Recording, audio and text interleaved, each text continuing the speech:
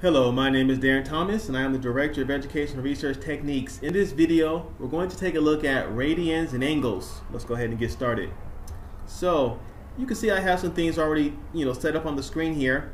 Now, when we're talking about radians and angles, it's really tricky, it's very, very abstract. It's hard to really put a hand on it if you're more of a tactile type person. But let's just see if we can make this simple. For now, I want you to focus on this information right over here to the right, and this is the formula for finding the circumference of a circle. And what we mean by circumference is the distance going all the way around the circle. And so you can see its circumference equals 2 times pi times r. So to make that more realistic, let's say I have a circle with a circumference of 4. That means that 2 pi, my r is going to be 2. So that's kind of how that works out. And again, it should be 4 pi if I want to be like really strict here. I'll just put the pi here for now because I didn't leave any space. Now here's the thing: if you divide both sides of the equation here by the radius, you're always left with 2 pi. So let me see if I can make this clear. So if I write this again, 4 pi. Whoops.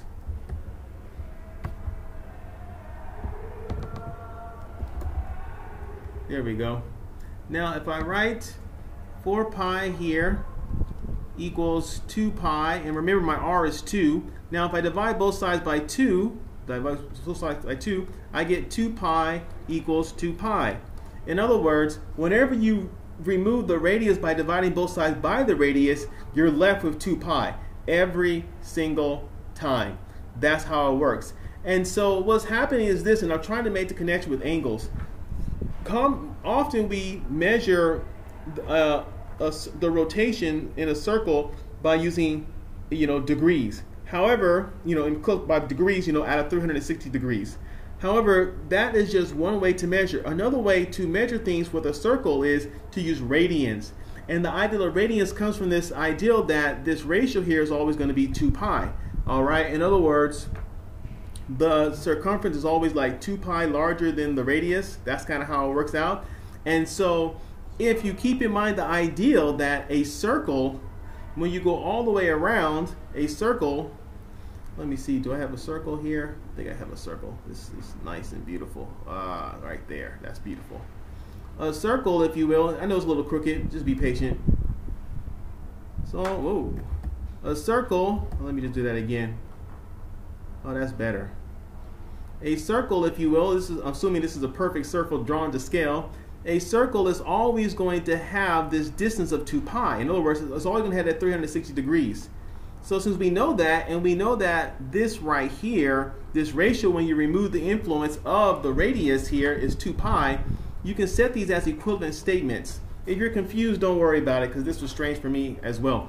Another way to look at this is to consider the following. When you are dealing with radians, it's kind of what's happening is that you have this distance here to here. Okay, this distance right here, especially along the arc here, this distance is going to be the same as the radius. So this is going to be r, and then this is going to be r, and this r. And then now what's important here is that the radian is representing this measure of this angle right here. This is the radian. Okay, is too thick for me to write, but you get the point. And so that's kind of what's happening right here, is that the green little loop there represents the radian, and that's assuming that the distance of the arc, and the arc is that curve along the circle right here, is the same as the radius. And this is all where it comes from. And again, like I said, I'm not going to say or act as if this is the clearest explanation of this, but when these things happen, you have what we call radians, which is an equivalent way of expressing things when you're trying to measure things. And sometimes it is more beneficial to use radians than it is to use other forms of measurement in when you're dealing with properties for trigonometry. So let's go to the next slide, if you will. Now here is the thing. When we are dealing with radians, it's kind of as to follow. I already talked about this, but I want to make sure it's clear. 2 pi radians equals 360 degrees.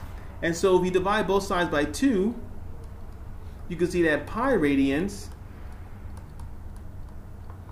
equals 180. And then, of course, now if we divide both sides by pi, you can see that a radian, 1 radian, equals about 57.3 degrees. This is kind of how it works out.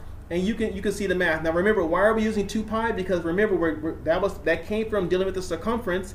And when you divide the circumference, that ratio of the circumference to the ratio, basically that C over R, if you will, that was always going to be that 2 pi. We talked about that already. We've already seen that. And so using that ideal of the 2 pi, and knowing that a circle has 360 degrees, we're able to come up with something called radians. Now, of course, knowing that this connection between radians and degrees, we were able to convert radians to degrees and convert degrees to radians. In fact, there's a formula for that, of course. And so for converting from radians to degrees, we have theta over 180. Why 180? Because that's 1 radian. Was that one? Yeah, 1 radian. Pi, if you will, pi equals theta, and they like to use this capital R. This is what I've seen in books. Capital R over pi. This is what we got going here. And so let's just do one example here. Now again, when we're talking about theta, we're talking about the angles, if you will. We're trying to figure out the angle. So let's say that you have the following. Let's say you have you want to know the degrees, so you're going to start with theta. We don't know what that is, over 180, and we know that we have 3 radians, if you will, so 3 over pi. Okay, well, that's not going to be too hard. You just kind of cross multiply here, so you get 180 times 3 equals theta pi. And so 180 times 3, I believe that's about, get the calculator here. Let's see here, 180 times 3, we got a 0. 8 times 3 is 24, 4, 2, yeah, 540 like I thought. So we get an answer here, if I had to, we get an answer of 540 equals theta pi. That's what we do. So we divide both sides by pi, and then we get 540 over pi equals theta. And that comes out to about 172 degrees. Whoa. That's what theta equals. And so in other words, if I had to draw that, again, for those of you who need to see it, you know, this is 90. It'll be about right here. You know, again, I'm not the best at drawing these things. You know, something like this will be what it looks like as an example. So that's converting from radians to degrees. And so this term right here, this guy was my radians. So I had 3 radians here, and 3 radians is about 172. Again, if you do 57 times 3, you'll probably get something similar. 3 times 7 is 21, 1, 2, 5 times 3. 5 times 3 is 15, 17. Yeah, it's about the same answer. You can see that. So that's how you convert from radians to degrees. Now, obviously, converting from degrees to radians is the same equation, except the information that you have is different. So let's just say, as an example, we want to deal with the following. We have 15 degrees. 15 degrees over 180 equals pi over, theta r stands for radians. Okay, well, I think we know what we have to do here. So essentially we multiply here, we get 15 pi over pi. Yeah, so we get 15 pi.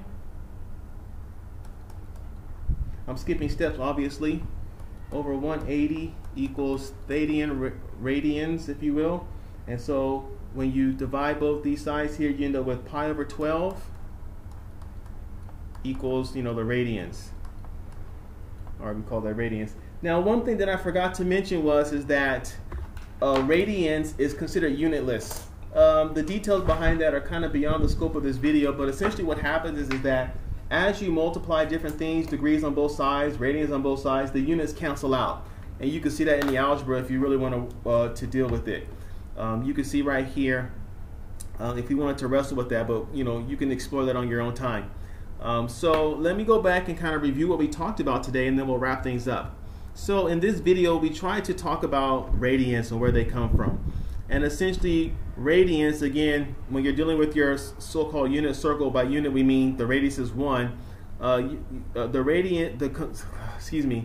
Radians comes from the idea of the circumference. If you divide both sides by r, you get c over r, and that's kind of where radians comes from.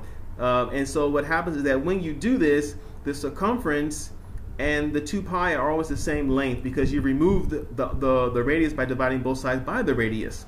And so this ideal of 2 pi here is where the radius comes from, or excuse me, where the radian comes from, because it's a different way of measuring the distance in terms of the degrees inside a circle.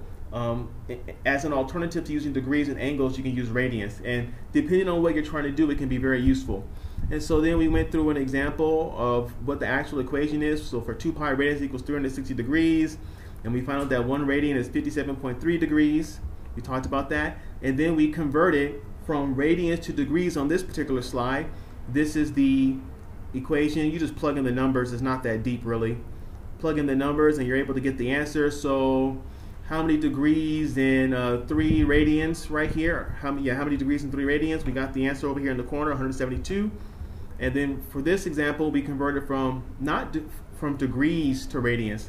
And so here we have 15 degrees. That's the same as pi over 12 radians. You can see how it works.